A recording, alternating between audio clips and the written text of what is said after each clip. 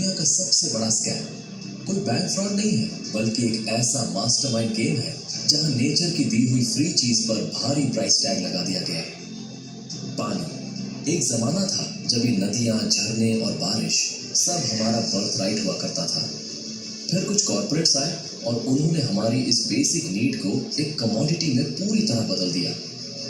उन्होंने हमें कन्विंस किया कि जो चीज आसमान से फ्री गिरती है उसे प्लास्टिक में पैक करके खरीदना ही प्रोग्रेस है।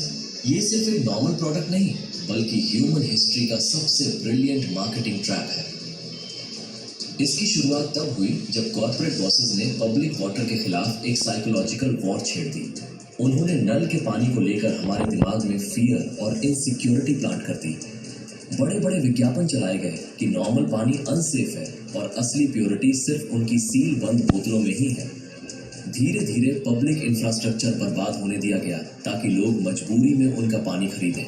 उन्होंने एक ऐसा आर्टिफिशियल क्राइसिस क्रिएट किया जहां हमें अपनी ही धरती का पानी पीने के लिए अपनी जेबें ढीली करनी पड़ी। ये कोई हेल्थ रेवोल्यूशन नहीं, बल्कि एक कैलकुलेटेड बिजनेस स्ट्रैटेजी थी। इस डार्क इकोनॉमी को समझने के लिए कैपिटलिज्म वाली मंकी स्टोरी सुनिए। एक दिन एक सूट बूट वाला आदमी एक गांव में आता है और कहता है कि वो हर बंदर के $10 देगा। गांव वाले खुश हो जाते हैं और जंगल से फ्री के बंदर पकड़कर उसे बेचने लगते हैं। जब बंदर कम होने लगते हैं तो वो आदमी प्राइस $20 और फिर $50 तक बढ़ा देता है। गांव वाले लालच में अपना सारा काम छोड़कर सिर्फ बंदर पकड़ने में लग जाते हैं। पूरे गांव में एक आर्टिफिशियल इकोनॉमी और जबरदस्त बूम क्रिएट हो जाता है। कहानी में असली ट्विस्ट तब आता है जब वो आदमी शहर चला जाता है और अपने असिस्टेंट को पीछे छोड़ देता है। वो असिस्टेंट गांव वालों से कहता है कि बॉस नहीं है, तुम ये सारे बंदर मुझसे $35 में खरीद लो और जब वो आएगा तो उसे 50 में बेच देना। गांव वाले अपनी सारी सेविंग्स लगाकर वो बंदर वापस खरीद लेते हैं। अगले दिन असिस्टेंट भी गायब हो जाता है। गांव वालों के पास सिर्फ वो बंदर बचते हैं जो पहले से ही उनके थे, लेकिन अब वो पूरी तरह से बैंकक्रप्ट हो चुके थे। अब इस बंदर की जगह उस पानी को रखकर देखिए जो नेचर हमें फ्री में देती है। बड़ी बड़ी कॉर्पोरेट कंपनियों ने हमारे उसी फ्री रिसोर्स को एक्वायर किया, उसे प्लास्टिक की बोतलों में बंद किया और एक प्रीमियम प्राइस टैग लगाकर हमें ही वापस बेच दिया। जिस तरह गांव वालों ने अपने ही बंदरों के लिए अपनी पूरी सेविंग्स लुटा दी, हम भी उसी पानी के लिए अपनी गाढ़ी कमाई दे रहे हैं। कॉर्पोरेट कैपिटलिज्म ने हमारी प्यास को हाईजैक कर लिया है। आज हम उस चीज के कस्टमर बन चुके हैं जो बाय डिफॉल्ट हमारी अपनी ही थी। आज के मॉडर्न लाइफस्टाइल की सबसे बड़ी आयरनी देखिए। जिम में वर्कआउट करते हुए या ऑफिस डेस्क पर बैठते हुए हाथ में एक फैंसी प्लास्टिक वाटर बॉटल पकड़ना अब कूलनेस का सिंबल बन चुका है। हम इसे प्राउडली फ्लॉन्ट करते हैं। वहीं दूसरी तरफ जो पब्लिक वाटर कूलर कभी प्यासों की प्यास बुझाते थे, वो आज जंग खा रहे हैं या उन्हें अनहाइजीनिक मानकर इग्नोर कर दिया जाता है। हमने पब्लिक वेलफेयर को पूरी तरह से आउटडेटेड मान लिया है और इस आर्टिफिशियल कॉर्पोरेट लाइफस्टाइल को अपना सबसे बड़ा स्टेटस सिंबल बना लिया है। ये हमारी हार है।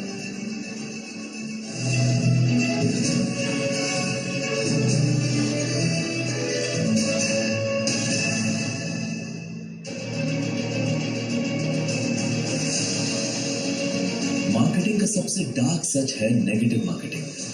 आज का कैपिटलिज्म पहले बीमारी बनाता है और फिर उसी बीमारी का इलाज बेचकर प्रॉफिट कमाता है। बड़ी इंडस्ट्रीज लगातार धुआं उगल रही हैं, नदियों में जहर घोल रही हैं और जंगलों को कंक्रीट में बदल रहे हैं। जब हवा और पानी पूरी तरह टॉक्सिक हो जाते हैं, तब ये कॉर्पोरेट्स माफी नहीं मांगते, बल्कि एक नई मार्केट क्रिएट करते हैं।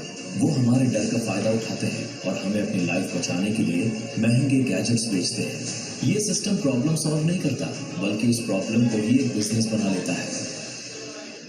एयर प्यूरिफायर स्कैम इसका सबसे परफेक्ट एग्जांपल है।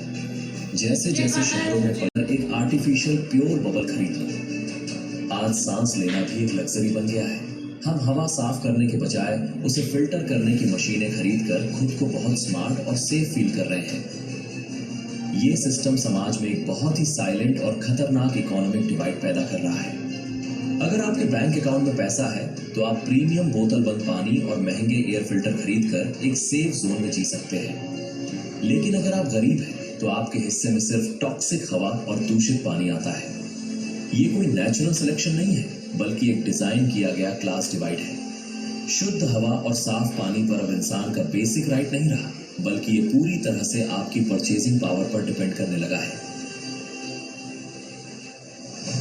और ये टॉक्सिक साइकिल यही नहीं रुकता। जो लोग ये महंगी प्योरिटी अफोर्ड नहीं कर पाते, वो धीरे धीरे गंभीर बीमारियों का शिकार होने लगते हैं। उनके फेफड़े खराब होते हैं, शरीर में इन्फेक्शन बढ़ता है और फाइनली वो हॉस्पिटल के बेड पर पहुंच जाते हैं। यहाँ से मेडिकल और हेल्थ केयर इंडस्ट्री का बूम शुरू होता है। यानी जो सिस्टम आपको पहले बीमार कर रहा था, अब वही सिस्टम आपको दवाइयां बेचकर, टेस्ट करवाकर और बिल थमाकर करोड़ों का रेवेन्यू जनरेट कर रहा है। बीमार लोग इस कॉर्पोरेट इकोनॉमी का सबसे बड़ा और सबसे लॉयल रॉ मटेरियल बन चुके हैं। इस पूरे विशियस साइकिल को डिकोड करना बहुत जरूरी है। ये एक परफेक्ट लूप है। सबसे पहले कॉर्पोरेट्स अपने प्रॉफिट के लिए एनवायरनमेंट को बुरी तरह पॉल्यूट करते हैं। फिर वही सिस्टम हमें प्यूरिफिकेशन टूल्स और फिल्टर बेचता है। जब आम इंसान इस पॉल्यूशन से बीमार पड़ता है, तो बड़ी मेडिकल कॉर्पोरेशंस इलाज के नाम पर अपना प्रॉफिट मार्जिन सेट करती हैं। इस पूरे गेम में सब कुछ एक वेल प्लान्ड बिजनेस मॉडल है। इंसान की हेल्थ, एनवायरनमेंट और हमारी पूरी जिंदगी बस एक एक्सेल शीट का डेटा बनकर रह गई है, जहां हर सांस से कोई ना कोई पैसा बना रहा है। मार्केटिंग समाज को कुछ देने पर फोकस करती थी। आज की नेगेटिव मार्केटिंग सिर्फ छीनने और डर बेचने का काम करती है।